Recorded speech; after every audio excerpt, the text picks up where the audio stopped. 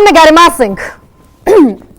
इस देश के एक एक वोटर को, और बड़े विश्वास के साथ आज इस बात से सबसे बड़ा सवाल की शुरुआत कर रही हूं कि इस देश के एक एक वोटर को यह पता है कि जब जब चुनाव आएंगे, जब जब चुनाव आता है तब तब गरीब की थाली में पुलाव आता है, सरकारी खजाना खोल दिया जाता है और दिल खोलकर लुटाया जाता है। खूब घोषणाएं, खूब लोक लुभावन वादे होते हैं, जबरदस्त घोषणाएं होती हैं और यहां तक कि नोट भी बांटे जाते हैं। और इसे मैंने पिछले जब चुनाव में बहुत लंबे वक्त पहले फ्री बीज पर, चुनावी रेवड़ियों पर जब कार्यक्रम किया था तो मैंने कहा था ये कैश फॉर वोट है, ये सीधी रिश्वत है इस देश के वोटर को, और ये सबसे बड़ा मजाक है लोकतंत्र का।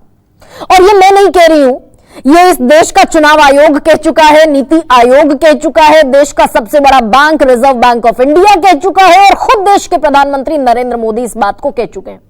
प्रधानमंत्री नरेंद्र मोदी का एक बयान है, बयान तो बहुत सारे हैं लेकिन एक बयान है 11 दिसंबर 2022 का कि जनता ऐसे राजनीतिक दलों और नेताओं को एक्सपोज करे जिनकी आमदनी अठन्नी है और खर्चा रुपया है, जो ऐसी कुनीति पर चलते हैं। इसके बावजूद अब जब महाराष्ट्र के चुनाव है तो महाराष्ट्र चुनाव में कुछ दिन पहले महाविकास आघाड़ी और महायुति दोनों गठबंधनों ने अपने अपने घोषणा पत्र जारी किए और अब इन घोषणा पत्रों की सूरत बदल गई है। बीजेपी उसे संकल्प पत्र कहती है और कांग्रेस कहती है न्याय पत्र।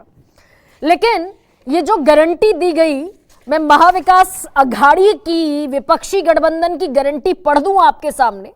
महिलाओं को 3,000 रुपए हर महीने, किसानों को 3 लाख रुपए तक की कर्ज माफी, अलावा इसके 25 लाख रुपए तक का स्वास्थ्य बीमा और जो बेरोजगारों की फौज घूम रही है उन्हें 4,000 रुपए महीना। ये महाविकास आघाड़ी की बहुत संक्षेप में पढ़ दिया मैंने आपको, वैसे तो बहुत लंबा चौड़ा फर्रा है।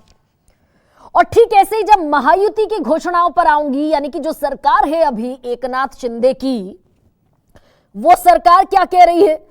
अभी 4 महीने पहले बजट में घोषणा की लाड़की बहना योजना में 1,500 रुपए देंगे, अब बढ़ाकर उसे 2,100 करने का वादा कर दिया।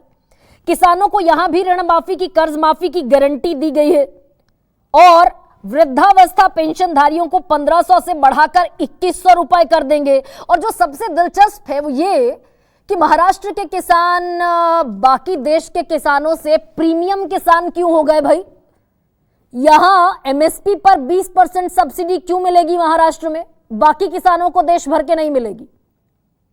तो ये चुनावी घोषणाएं हैं, वो भी तब जब इस देश पर ये जो लुटाया जाता है, जैसे नल से जल आता है वैसे ही सरकारी खजाने से सारी घोषणाओं पर पैसा बहता है। और ये तब है हाल जब इस देश पर 205 लाख करोड़ रुपए का कर्ज है और अलग अलग राज्यों की स्थितियां देखेंगे तो उतनी ही बदतर स्थिति है। एक आंकड़ा कहता है 41 लाख करोड़ का कर्ज है राज्यों पर और दूसरा आंकड़ा कहता है ये बढ़कर तकरीबन 75 लाख करोड़ हो गया।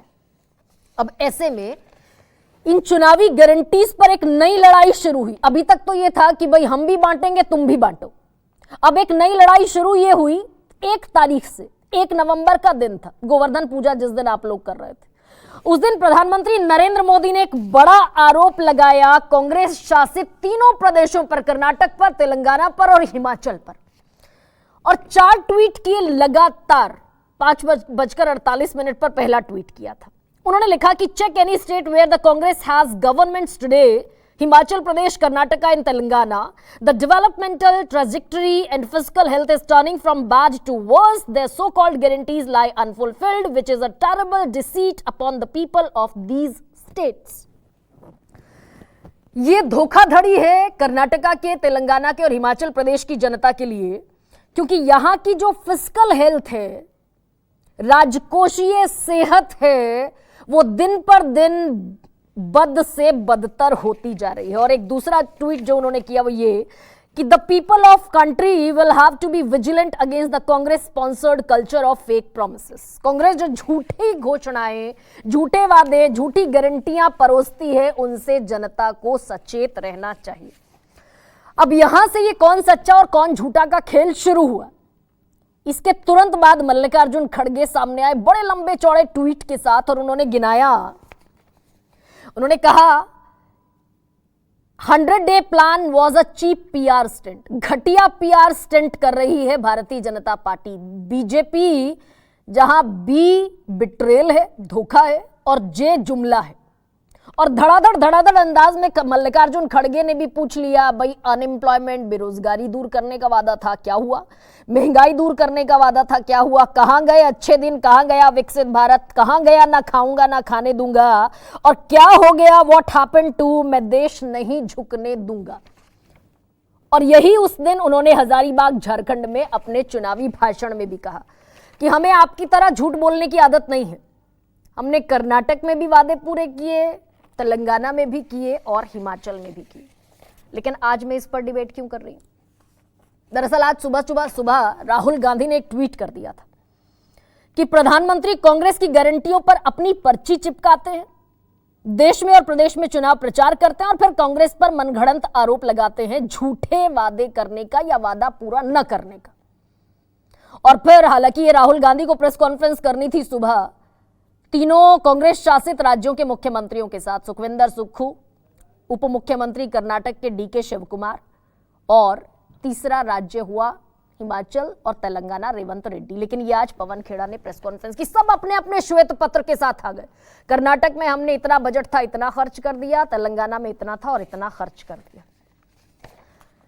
लेकिन अब ये सूरत हाल भी किसी से छिपा नहीं है कि हिमाचल इस देश में प्रति व्यक्ति कर्ज में अरुणाचल प्रदेश के बाद दूसरे नंबर पर आता है। इतनी बुरी स्थिति हो गई हिमाचल प्रदेश में, तनख्वाहें देने को पैसा नहीं बचा। और फिर अगर इसको मैं देश पर लेकर आऊं तो देश में भी 205 लाख करोड़ रुपए का कर्ज है। और महाराष्ट्र की स्थिति तो यह हो गई कि नितिन गडकरी को भी कहना पड़ा कि ये कपड़ा उद्योग के लोग मुझसे मिलने आते हैं, पूछते हैं सब्सिडी क्यों नहीं मिल रही, कब तक मिलेगी? तो मैंने कह दिया सरकार भरोसे मत रहो, क्योंकि पैसा तो लड़की बहना योजना में जा रहा है, पैसा है नहीं सरकार के पास। तो चारवाक दर्शन है एक, और चारवाक दर्शन ये कहता है कि कर्ज लो और घी पियो और देश जाए चूल्हे में। इसी पर चर्चा करूंगी, दो बयानों के साथ शुरुआत कर रही हूं। सत्ता की लड़ाई है, पैसे पर आई है और पैसा इस देश का है, जिम्मेदारी नेताओं की। दो बयान सुनिए। इन दिनों हिमाचल, तेलंगाना और कर्नाटका जैसे राज्य ये कांग्रेस के शाही परिवार के एटीएम बन गए हैं, एटीएम। लोग बता रहे हैं कि इन दिनों महाराष्ट्र में चुनाव के नाम पर कर्नाटका में वसूली डबल हो गई है।